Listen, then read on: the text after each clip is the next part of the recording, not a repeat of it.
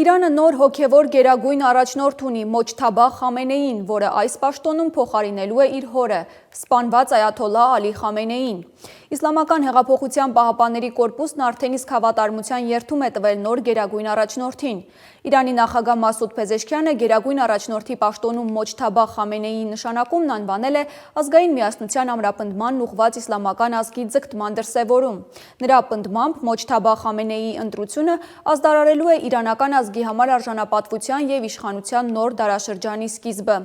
Որպես գերագույն առաջնորդ Մոջթաբա Խամենեին կունենա վերջնական խոսքի իրավունք քաղաքական և ռազմական բոլոր հարցերում։ ԱՄՆ նախագահ Դոնալդ Թրամփն ավելի վաղ ասել էր, որ ցանկանում է անձամբ մասնակցել Իրանի նոր գերագույն առաջնորդի ընտրությանը, իսկ Խամենեիի որդու տարբերակը համարել էր անընդունելի։